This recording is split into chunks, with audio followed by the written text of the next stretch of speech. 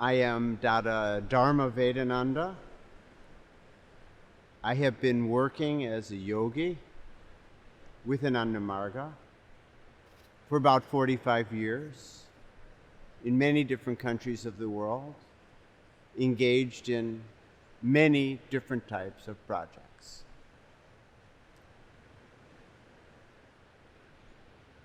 The spiritual path for the yogi is not a matter of philosophy or belief. It is purely a matter of experience. It transcends one single enemy, and that enemy is blind belief or dogma. The yogi is in a continuous process to open her mind to the awesomeness, to the beauty of existence, and let it realize in her brain, in her heart, what it is. Without any theory. Yes, theory is there, philosophy is there, just as a background, just as an insurance policy, so that the individual doesn't feel nervous in the process. But in any case, the yogi's experience and your experience in this very moment, if you are really open-minded, is that you don't know what you're seeing or what you're hearing. You are experiencing forms, maybe. You are experiencing colors. You are experiencing changes. But is this external to yourself, or is this an internal experience? Is there an external? Or is there only an internal? Or is there only one mind? One doesn't know. And this is the beauty of existence.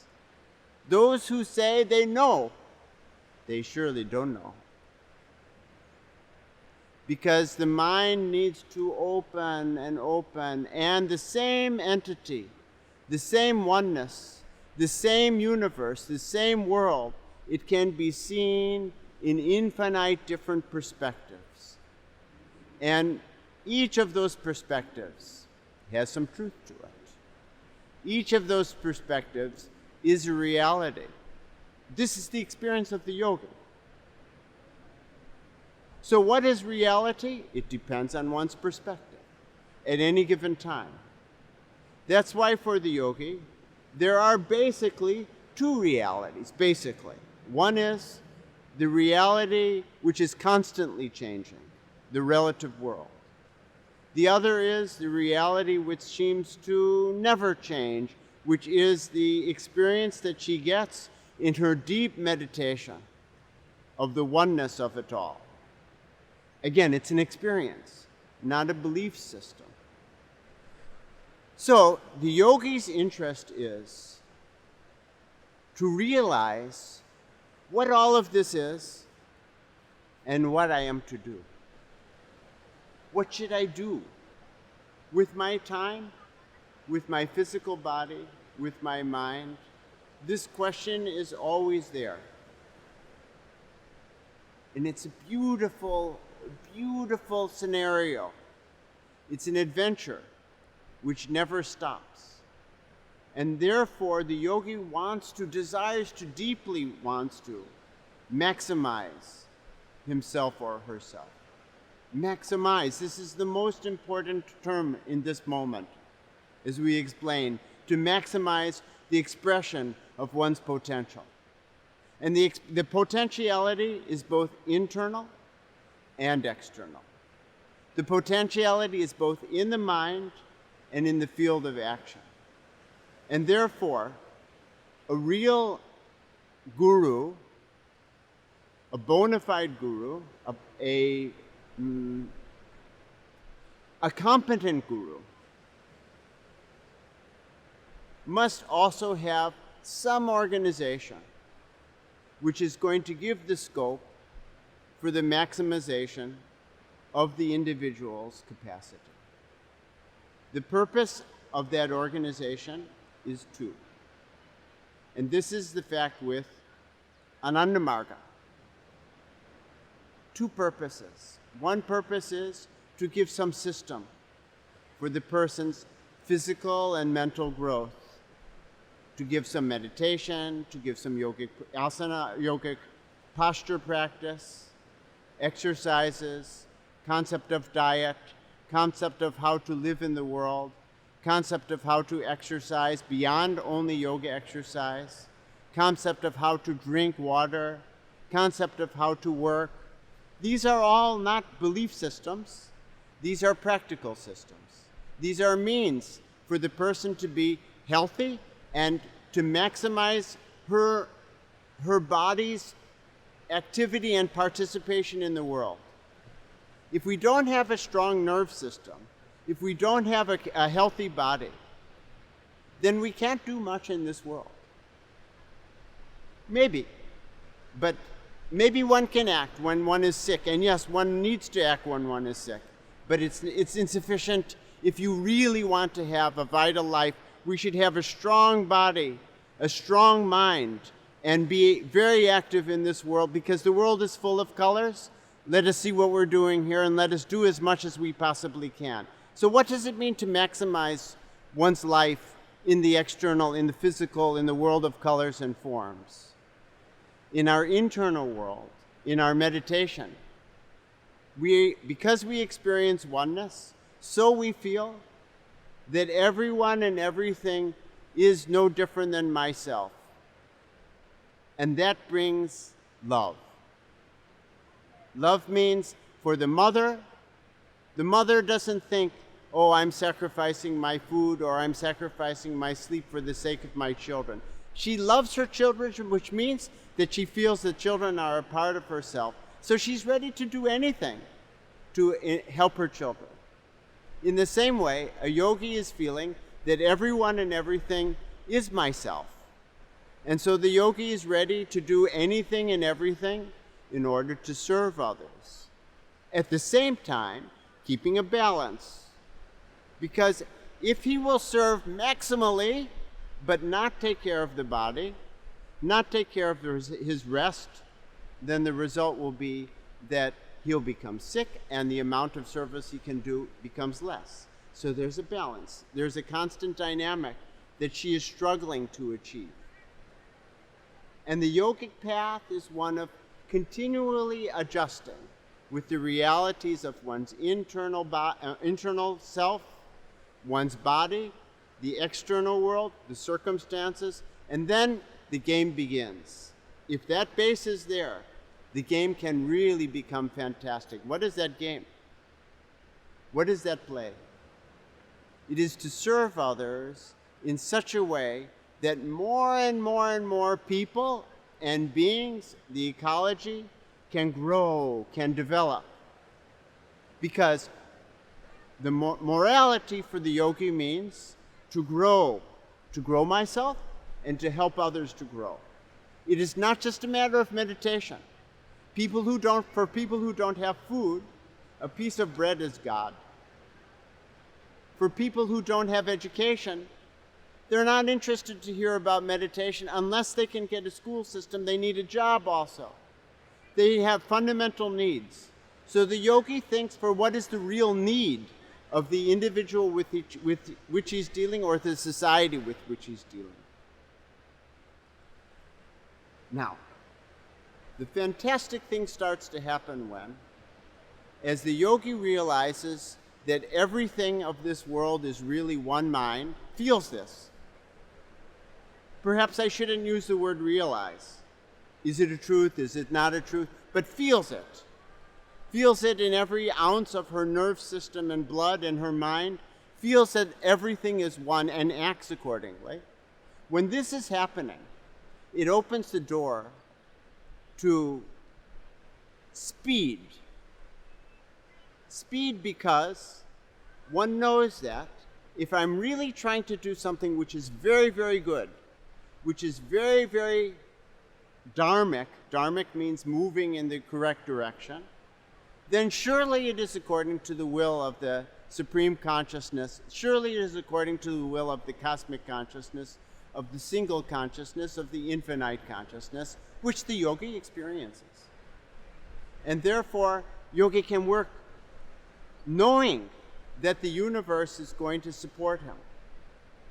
And if the universe will support, it means that whenever we need any money, whenever we need any contacts, any persons, any information, it will come when it is needed. And therefore, for example, just for example, we have the policy, my guru has given us the policy that whenever we want to do any project, we must not wait until we have all the funds necessary, like a capitalist or a businessman, before we will start the project. And we shouldn't be taking loans. Rather, we should start with a small amount so that we can begin the work, and then the money will run after us. When I was making the Anandamarga Yoga Wellness Center in the Philippines, in Cebu, I started the work with $10,000. And after a few weeks, the assistant architect came and said, Dada, I have to quit. Why? Because I see that you don't have enough money to complete the project. This is going to need at least $120,000. And I said, well, I can't stop you. Then the architect said, the main architect said, Dada, I'm also going to have to quit for the same reason. I said, you can't, because we've already published your name in the newspaper with your architectural design, so your reputation is at stake. I told him this, smiling. And then he said, oh, yeah, all right, I'll continue until your money runs out. And 2 years later, I was giving a talk in a Rotary Club, and the architect was there. And the Rotary Club members, they asked him, what is your thinking about Anandamarga?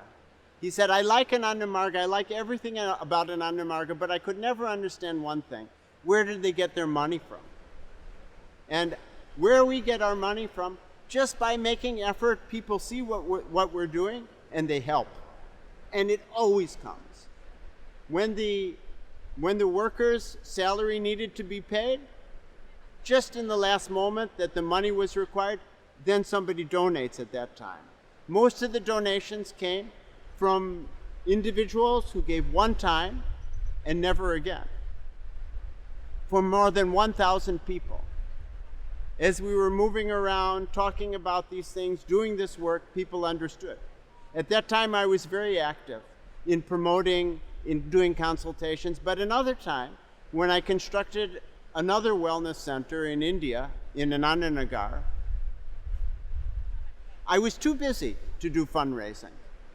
And just I informed a few people. And still, they informed others, and whenever money was needed, it came. It's always like this. And because we know that the cosmic mind is going to organize everything so that it all falls in place as it's needed, so we can do many projects simultaneously. We plan as much as we can, but we move with a speed, a tremendous speed.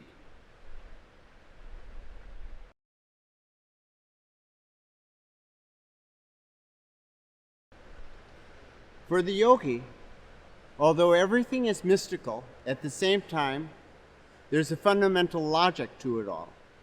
The yogi understands. If she has been doing sufficient meditation and sufficient efforts, her understanding goes on growing. And she understands, why is it that everything comes just when it's needed? When you are dreaming, you never experience anything that you don't need. Never. If you wake up from your dream and you find that you've been experiencing all kinds of beautiful things are happening to you in your dream, all kinds of extraordinary things have been happening, it's nothing strange. It was a dream. You needed it, it happened. Even when you have a nightmare, for whatever reason that your mind requires, you needed it. And therefore, the world is experienced the same way by the yogi as a kind of dream.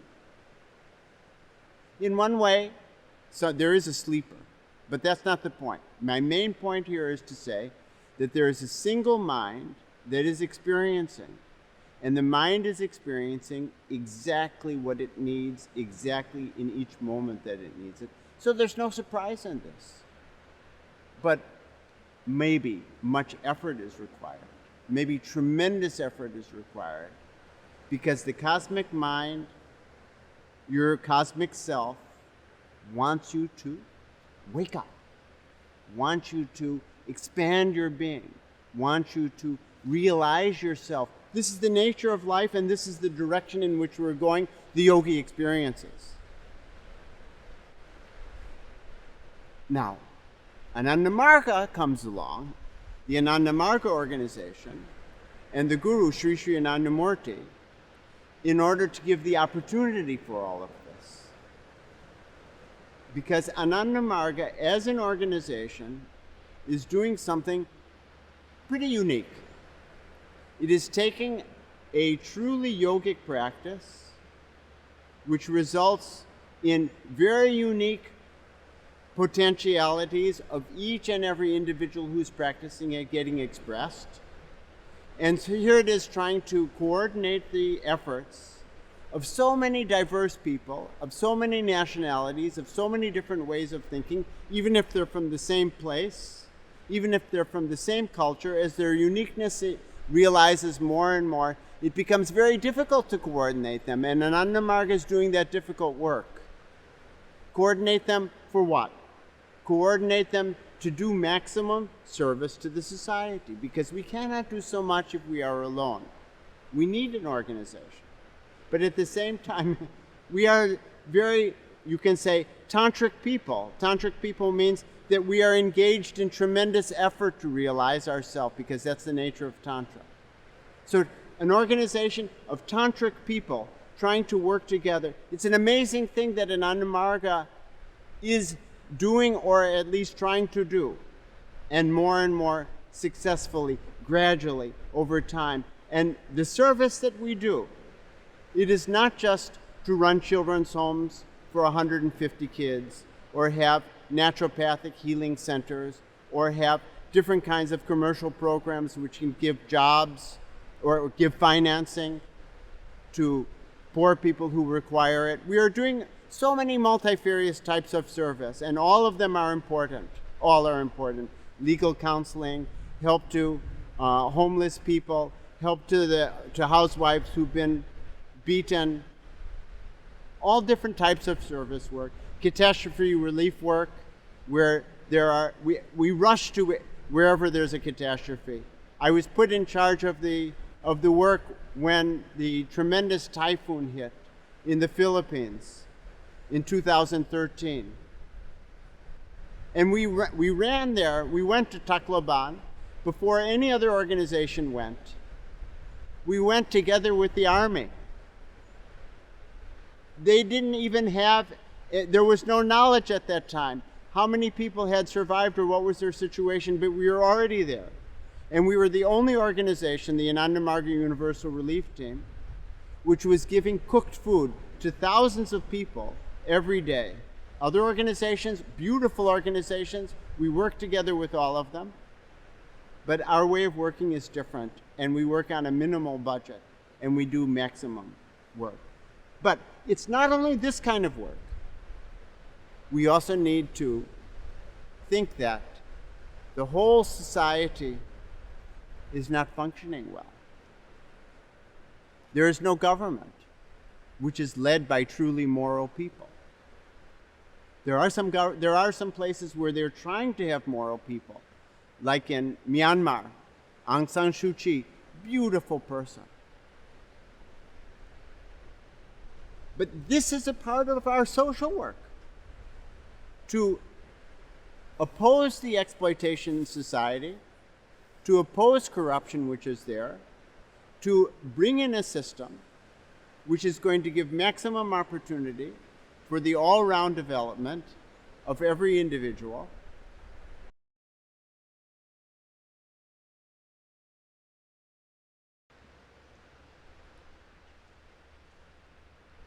So I request that we please understand. With all of my being, I request. We're living in an extraordinary time. A time when, and this will sound very negative, but I'm extremely positive, a time when the ecology is collapsing.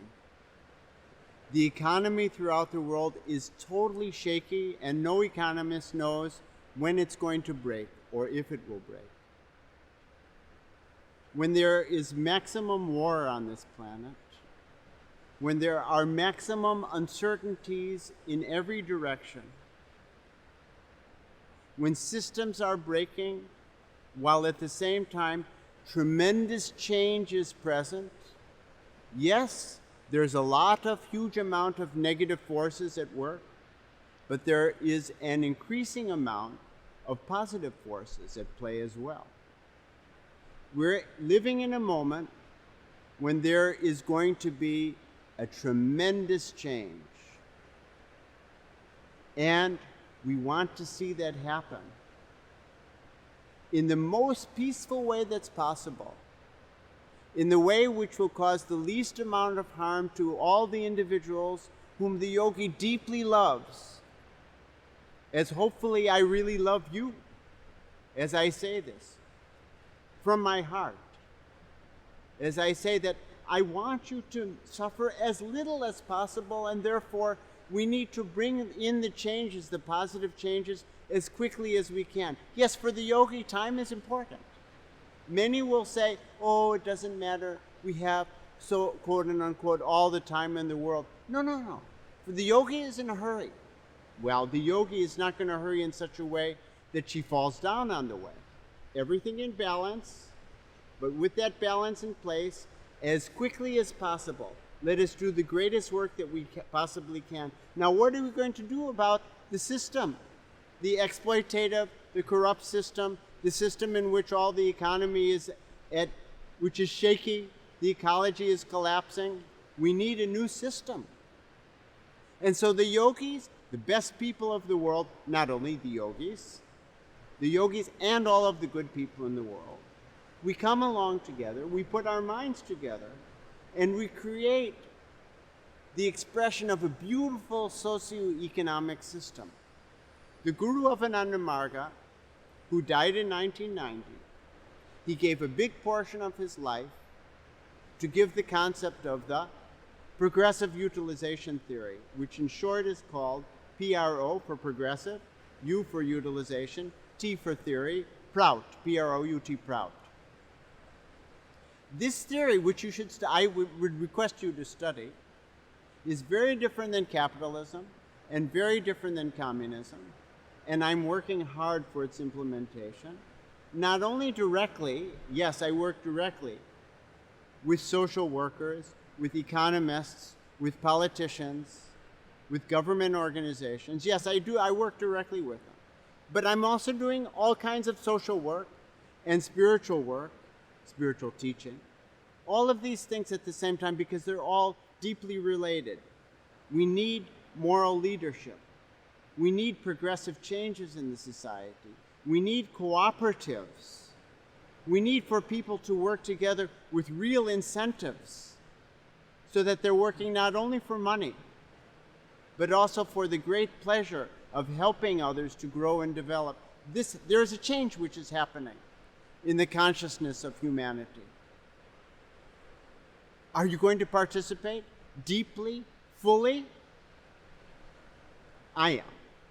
I want to participate with every cell, with every ounce of my being, to bring about the progressive and positive changes which the world requires, which, because it requires, it is going to happen. If you don't play a role, somebody else will play a role. Do you want to have fun? I want to have fun, because fun means my life becomes extremely meaningful. And I go at such a speed that all of the things which are required, they have to adjust, they have to fall into place. This is maximally entertaining. And what does the cosmic mind want? Why has the cosmic mind created all of this diversity, all of this drama, Suffering is there. People are suffering like anything. People die like anything. Why? If you see a movie that you really love, in that movie, definitely there's suffering. Definitely there's struggle. There's also laughter. There's also all kinds of joy. In a good movie, you will not only laugh, you will also cry. And when you leave the movie, you'll say, oh, that was great. And the cosmic mind wants that also. The movie that we are experiencing is an amazing movie. But we cannot just say, oh, suffering, it is going on, it is natural, it doesn't matter. No, for the characters in the movie, the character who you love, that character will do everything to serve the others with every ounce of her being, even if it makes her sweat, even if it makes her exhausted, even if she cannot get food when she needs it because she's engaged in the service or she's engaged in the struggle. This is fun. This is the cosmic enjoyment. I love that enjoyment, and I love that service, and I love trying to give my everything. And I welcome you onto that very path. To realize internally and externally the entire purpose of existence.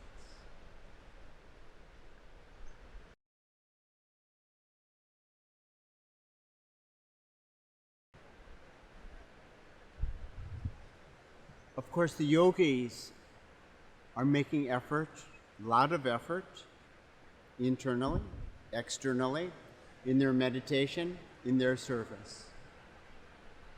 It's a little bit tiring from time to time, and therefore, the yogis need to come together, to merge their meditative vibrations together very strongly for the sake of their inspiration, and then it becomes easier to go on, and thus the purpose of a retreat. A retreat where we do collective as many people as possible, including both senior meditators and very beginning people. Everyone is helping in the collective vibration, and it becomes very strong when we do not only meditation together, but especially when we're chanting and dancing to mantra, which is called kirtan, in a systematic but beautiful fashion, with many different types of tunes, so that the minds of all of the yogis is very inspired and entertained. And that, in such a retreat that we're having here in Mersing, Malaysia, wonderful, here on the beach, with 250 people or so. A lot of kirtans, a lot of meditations, and a lot of discussions about how we can do our practice nicely, how we can be better people, and we become charged. We become charged spiritually and psychically and socially, and then it becomes easy for us to go home and continue until we have collective meditation every week, and that's so much important. But eventually, after some months, again another retreat, charging us, and then back into the field to do our noble efforts of serving society and developing ourselves. So it's wonderful, and I'm enjoying it like anything, to be here with all the sincere people of Southeast Asia who had the possibility to come to our program.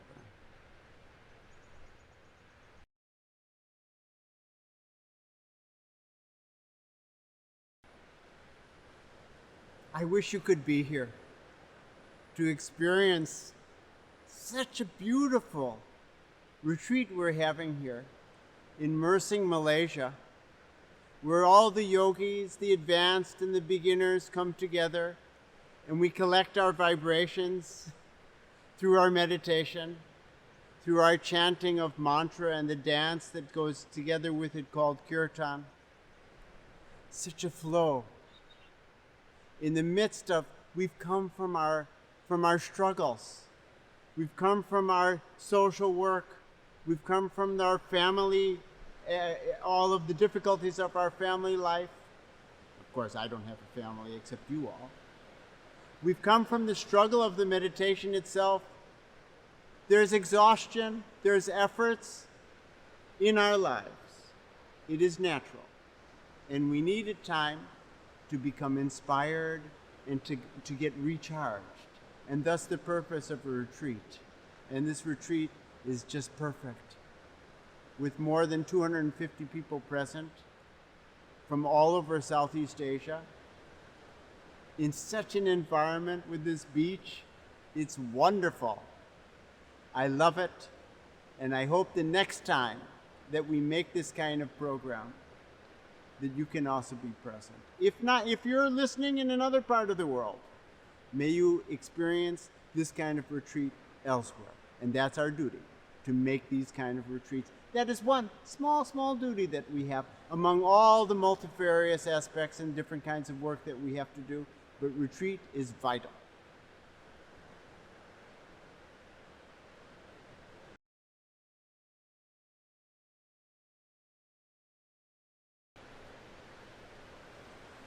Oh, how I wish you were here to experience this. You would love it. Here, we've come, all the yogis have come, the beginning yogis, the advanced yogis, over 250 of us, have come from our lives of struggle and effort to serve our families, although my only family is you all. But most of the people who come here are, of course, family people. Normal people, yes, I would say, I guess you would say normal people. Wonderful people, except that they're wonderful, they're positive people. This is a collection of positive people who come together because they want to become so much better. And yet at the same time, they have become a little bit tired from all the efforts that they're making in their social life, in their family life, in their spiritual life. And we need recharging, and thus we have retreats. And in this retreat here in Mersing, Malaysia, where we have over 250 beautiful, sincere souls, I love it. There's such a program that makes it comfortable and inspiring and not religious. Not religious means not full of belief systems or propaganda, but rather breaking through the layers of dogma, because that's fundamental. That is the only enemy that each of us has on the spiritual path, our blind beliefs. So breaking through that dogma is the purpose of our classes here, to see things as open-mindedly as possible, but as practically and meaningfully as possible. So we have classes, definitely, not to brainwash, but to open the mind. And of course, it's got to be in a good environment. So this beautiful place, and the environment is not only the beautiful place, but also the food. Food is very tasty, but very healthy. Can you imagine these two factors together? Very healthy, but very, you would think it's not possible, but it is. And every day, twice a day, there's yoga classes. So people are dealing with improving their health, breathing the air, moving together with people with whom they can speak very beautifully, keeping busy in a program which is at the same time, there's always something to do, but still very relaxing. This is a retreat. This is the means of getting ourselves recharged so that we can easily go back to our lives and feel inspired and go on with our noble efforts to increase our own consciousness, to help others to increase theirs, to serve people who are in need, to serve our families, to fulfill the purpose of life. We need this help, and we get it because we need it. So we offer it, and here you are. I hope the next time, no matter where you are in the world, that you have the need of this kind of a program, you will find it, and you will enjoy it tremendously, as I am. Thank you.